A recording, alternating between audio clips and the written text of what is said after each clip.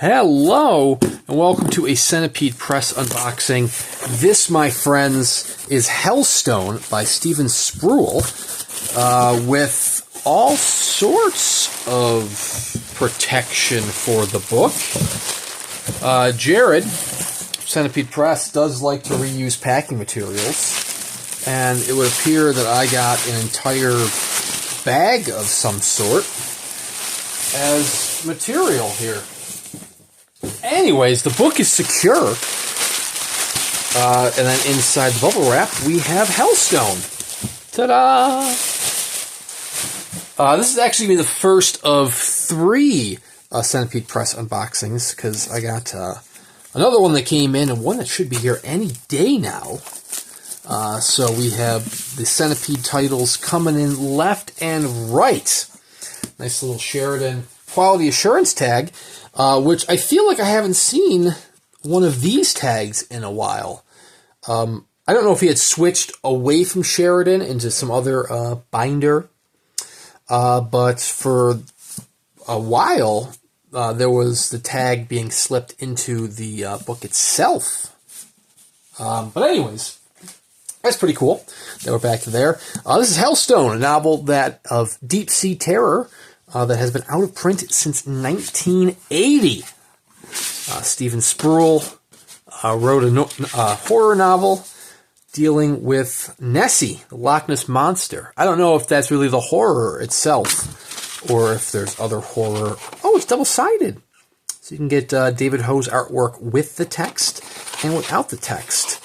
One of the things I was surprised to see was that it is artwork by David Ho, who is a renowned artist. He's done plenty of titles, Centipede Press and otherwise. These are scuff marks that are not from me, but they'll come out with nice little microfiber cloth. I'm liking the blocking of the letters. Is that Dan Sauer who did that? Because he's got a very artistic eye. I mean, or it could just be, you know, whatever typeset was used. I don't know. But anyways, David Ho, who had done a ton of Centipede Press titles. He's done, you know, artwork for a whole bunch of other publishers as well. He has done artwork for artists and bands. Seether is the one that comes to mind. But I thought he had taken a break from illustrations. At least he had seemed he had taken a break for quite a while. There was a good lull there without any David Ho artwork. So anyways, Hellstone, wow, it's been out of print since 1980, which is actually when it was originally published. So, I mean, that's, wow.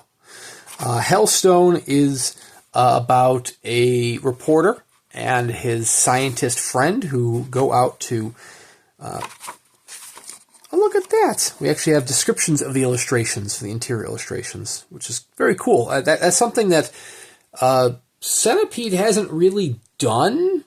At least not in titles that I've owned by Centipede. I believe they just did one recently. The Hell Candidate, I want to say, had the descriptions of illustrations, but like prior titles didn't really have that. Folio Society does that. I like when Folio does it. So it's really cool to see C not being a C pun. It's really cool to see Centipede doing that, if that's going to be a reoccurring theme. So anyways, a scientist and reporter are going out to look. Oh, look, it's a photo of Spruill at Loch Ness. Going out to prove the existence of good old Nessie, Loch Ness Monster. But they soon discover that, soon encounter some sabotage. There are some forces at play. Oh, this is an introduction by F. Paul Wilson. There are some forces at play that do not want them to find whatever is beneath the waves. I don't know, waves probably isn't accurate. I mean, Loch Ness isn't really a wavy. I haven't been to Loch Ness, but, you know, beneath the water, the ripples. I can't really picture there being waves there. It's not really an ocean, you know. It's a Loch Ness completely... I was going to say, I'm like, is this an illustration? No, that's the back of one of his illustrations. One of David Ho's illustrations. So anyways, the underwater photography that is developed by the scientist. Was this an introduction, or is this a... Okay, this is the novel proper. This was just a prologue. The photography under the surface of Loch Ness discovers a ancient tablet, and that's as far as Jared's synopsis went. I'm liking the production here. I mean, each of the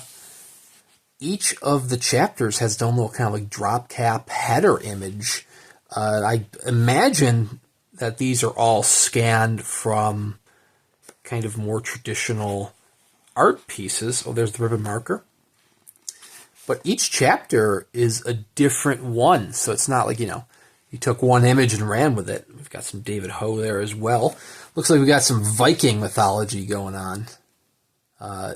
Loch Ness is Scotland, right? As well as, maybe some Scottish mythology. Other than, of course, I don't know, is that the Kraken? It looks like a Kraken. Or it looks like a very huge octopus. Is Nessie technically mythology? I imagine it is. Wow, there's a lot of little art pieces. I mean, it's not, like I said, custom art by David Ho, although there is, as I've shown, going through here, several David Ho pieces. There's a David Ho piece right there. And what's crazy is that there's another David Ho piece. And is that Nessie in the background? Other than, Deep Sea Terror. Let me tell you, I don't like Deep Sea Terror. I don't consider myself a easily frightened individual, but let me tell you, some of those deep sea things, they freak me out. I consider it trauma from childhood playing Super Mario 64 back in the 90s. And there was, if you've played Super Mario 64, you know the level I'm talking about, where there is an eel, Mori? What's the character's name, Mori? Eel poking out of the one level, and that thing, that scared the hell out of me as a kid. It freaked me out, and that is, and then I want to say there was a Gex game, shout out to Gex, also for the Nintendo 64, that I'm distinctively remembering some underwater level, or a level that featured underwater creatures, and let me tell you, underwater stuff just freaked me the hell out. So, very excited to dive into this one, because, well, I don't know, Undersea Terror, it's just, it's freaky. You see those deep sea fish? Those things are like abominations. Those things are messed up. And I know, Loch Ness isn't necessarily deep sea. Here is the afterword, Fate's Tattoo. Oh, look at that, Jared Walters. He's his hero. That is awesome. He refused to give up on what must have been a frustrating ordeal trying to contact me. That is amazing. That is showing the credit of this being an original afterword for this edition. I mean, he is talking directly for it. This is a lengthy afterword. Oh, man, look at this. I know that the afterword is like semi-autobiographical, but man, that is 60 pages of afterword. That is incredible. And then finally in the back, we have the signature page. It talks about how, Jared had a lengthy process trying to get a hold of Spruill. It also must have been a lengthy process trying to get published, because the signature page does say it was published in 2023, when in reality, we're, 3/4 of the way through 2024 when we actually got released. So it's limited to 500 numbered copies. It is signed by Spruill, David Ho, and F. Paul Wilson, who did the introduction. And, man, it's a nice little package. And it's a nice price, too. Oh, there's David Ho's artwork from earlier, but in color this time. That is spectacular. So unfortunately, you're only going to get that color illustration on the back of the signature page.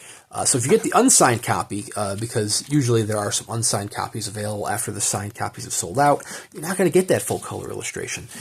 But I'm pleased to say that there are still signed copies available directly through Centipede Press. So a link in the description below will take you to the purchase page if you want to pick up a copy for yourself. Like I said, it's very, I think this one was like $65, which I know, if you're comparing it to like a trade edition, that might seem pricey, but I mean, for a small press edition, for a nice cloth-bound book, sewn binding, plenty of interior artwork, the top edge stain, this little stamping on the covers, that is a steal. And I could be wrong on that price. Maybe it was a little bit more than that, but the 65 is the dollar amount that's sticking in my mind right now, so that's what I'm committing to. But wow, I mean, this is impressive. I mean, all of Centipede's editions are spectacular. If you haven't checked out Centipede Press, I have plenty of their unboxing videos on my channel for you to check out. I mean, they range from the more affordable small press editions, which I would include this amongst, to the larger titles, such as the Masters of the Weird Tale and the Dune titles.